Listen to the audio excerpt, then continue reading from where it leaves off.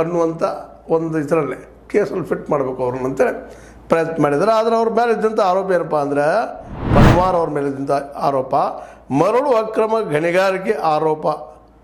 ಮರಳು ಅಕ್ರಮ ಗಣಿಗಾರಿಕೆ ಮಾಡುವಂಥವ್ರು ಅಂದ್ಬಿಟ್ಟು ಬೇರೆ ಏನಿಲ್ಲ ಅಂತೇಳಿ ಒಂದಿಷ್ಟು ಅದ್ರ ಮೇಲೆ ಅವ್ರ ಮೇಲೆ ಒಂದಿಷ್ಟು ಏನಪ್ಪ ಮಾತುಗಳಿದ್ದಾವೆ.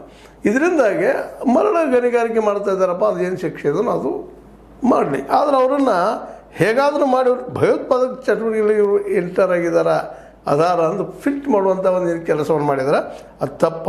ಆ ದಿಶೆಯಲ್ಲಿ ಇವರು ಇಡಿ ಅವರು ಅಮಾನವೀಯವಾಗಿ, ಈ ಸುಪ್ರೀಂ ಕೋರ್ಟ್ ಹೇಳ್ತದೆ ರೀ, ಅಮಾನವೀಯವಾಗಿ ಏನು ಮಾಡಿದಪ್ಪ ಅಂದ್ರೆ ಅವ್ರನ್ನ ಹಿಡಿದಿಡ್ತು. ಜೊತೆಗೆ ಹಿಡಿದಿಡೋ ಜೊತೆಗೆ ಟಾರ್ಚರ್, ಮೆಂಟಲ್ ಹ್ಯಾರಾಸ್ಮೆಂಟ್ ಕೊಟ್ಟು ಅವ್ರ ಕಡೆ ನೀವು ಭಯೋತ್ಪಾದಕ ಅನಿಸ್ಕೊಳ್ಳುವಂಥ ಪ್ರಯತ್ನ ಮಾಡಿತು ಅನ್ನುವಂಥದ್ದನ್ನು ಇಲ್ಲಿ ಆರೋಪದ ನೆಲೆಯಲ್ಲಿ ಸುಪ್ರೀಂ ಕೋರ್ಟ್ ಎಚ್ಚರಿಕೆ ಕೊಟ್ಟದ್ದು. ಬೆದರಿಸೋದನ್ರಿ ಬೇಡ, ಕಿಡಿಕಾರದ, ಇದು ಹಿಂಗೆ ಮಾಡಬಾರ್ದು, ಒತ್ತಾಯದಿಂದ ಮಾಡಿಸೋದಲ್ಲ. ನಿಮಗೆ ಡಾಕ್ಯುಮೆಂಟ್ಸ್ ಇದ್ರೆ ಮಾಡಿರಿ, ಯಾರು ಬೇಡ ಅಂತಾರೆ. ಆದರೆ ಒತ್ತಾಯದಿಂದ ಅವ್ರ ಮೇಲೆ ಅಮಾನವೀಯವಾಗಿ ಈ ಮಾತನ್ನು ಬಳಸೋದು ಸುಪ್ರೀಂ ಕೋರ್ಟಪ್ಪ ಅಂದ್ರೆ ಯಾರಾದರೂ ಏನಪ್ಪ ಅಂತಂದ್ರೆ ಅದನ್ನು ಸ್ವಲ್ಪ ಗಂಭೀರವಾಗಿ ತೊಗೊಳ್ಬೇಕಾಗ್ತದೆ.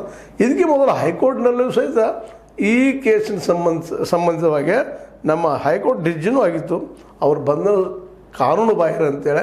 ಮತ್ತು ಇದು ಸುಪ್ರೀಂ ಕೋರ್ಟ್ನಲ್ಲೂ ಈ ಕೇಸ್ ಒಯ್ದಿತ್ತು ನಮ್ಮ ಇಡಿ, ಅಲ್ಲೂ ಸಹಿತ ಸುಪ್ರೀಂ ಕೋರ್ಟ್ದಲ್ಲಿ ಇದು ವಜಾ ಆಗ್ಯದ. ಅಂದ್ರೆ ಎರಡೂ ಕಡೆಯೂ ಸ್ಪಷ್ಟ ಗೊತ್ತಾಗಿಬಿಟ್ಟದ ಸುಪ್ರೀಂ ಕೋರ್ಟ್ ಮತ್ತು ಹೈಕೋರ್ಟ್ಗೆ, ಇವರು ಅಪರಾಧಿ ಅಲ್ಲಪ್ಪ, ಮನಿ ಲಾಂಡ್ರಿಂಗ್ ಮಾಡ್ತಾಯಿಲ್ಲ, ಭಯೋತ್ಪಾದಕರು ಅಲ್ಲ ಅಂತ ಸ್ಪಷ್ಟ ಸಂದೇಶ ಕೊಟ್ಟ ಇಡಿ ಅವರಿಗೆ ವಾರ್ನಿಂಗ್ ಮಾಡ್ಯದ, ಹಿಂಗೆ ಮಾಡಬೇಡ್ರಿ ಅಂತೇಳಿ. ಈ ಒಂದು ವಾರ್ನಿಂಗಿಂದ ಇಡಿ ಎಷ್ಟು ಮಟ್ಟಿಗೆ ಚೇಂಜ್ ಆಗ್ತದೆ ಬಿಡ್ತದೆ ಗೊತ್ತಿಲ್ಲ.